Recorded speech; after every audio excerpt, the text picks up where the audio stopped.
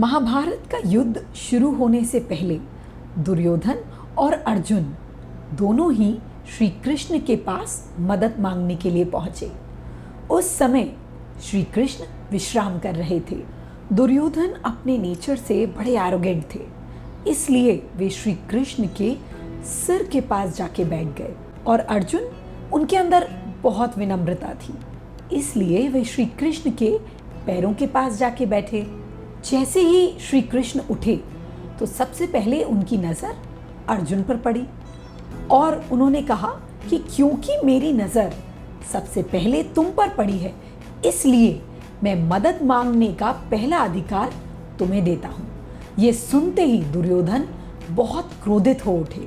श्री कृष्ण ने उन दोनों से ही कहा, तुम दोनों चुनाव कर लो, एक तरफ मैं रहूँगा और दूसरी तरफ मेरी पूरी नारायणी सेना। और ये भी याद रहे कि मैं युद्ध में शस्त्र नहीं उठाऊंगा।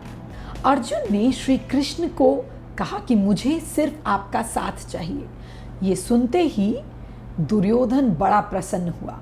उसने अर्जुन का मजाक भी उड़ाया। पहले चुनने का मौका मिलने पर भी अर्जुन मूर्खता कर बैठा। महाभारत की इस घटना से हम अपने बच्चों को क्या सिखा सकते हैं? इस प्रसंग से हम यही सीख सकते हैं कि दुर्योधन ने नारायणी सेना का चुनाव करके सबसे बड़ी गलती करी। दुर्योधन के इस गलत चुनाव के कारण कौरवों की महाभारत के युद्ध में हार हुई। Life is not a simulation, it's a real game. We will not get chances to replay, but we will have to repay. So we must choose wisely.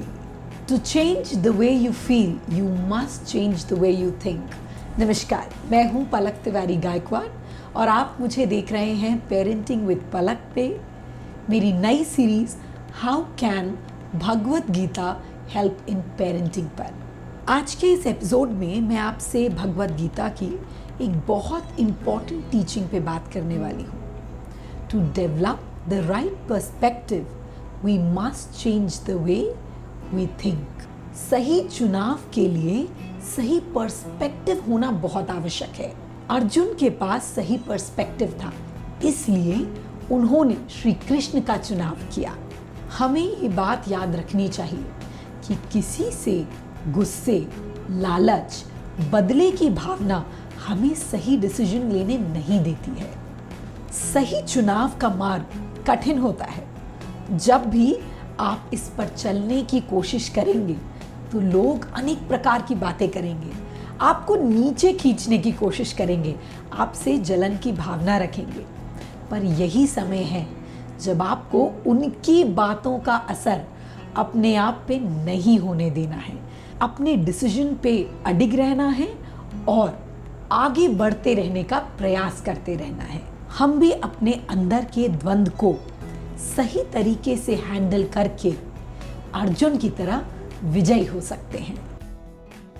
Gita में भगवान श्री कृष्ण ने कहा है कि प्रकृति विविधताओं से पूर्ण है। हर सुबह, हर शाम 7 रंग, 7 सुर, सब अलग अलग हैं। फिर भी प्रकृति में एक प्रकार का सामंजस्य है। प्रकृति की विविधता ही उसकी खूबसूरती है। जैसे किसी भी राग के लिए सरगम के 7 सुर जब लय और ताल में बैठते हैं तभी मधुर संगीत बनता है। 7 रंग मिलकर ही रेनबो बनाते हैं।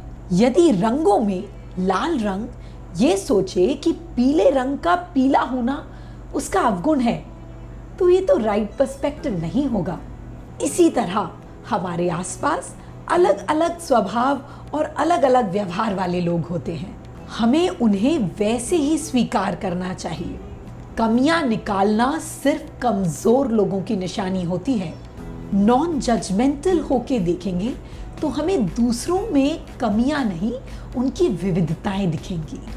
To develop the right perspective, you must change the way you think. आशा करती हूँ कि आज का एपिसोड आप सभी को यूजफुल लगा होगा। अपने बच्चों को हैप्पी, कॉम्पिटेंट एंड कंटेंट बनाने के लिए इस series how can Bhagavad Gita help in parenting के सभी एपिसोड्स ज़रूर देखें पेरेंटिंग विद पलक पर। नमस्कार।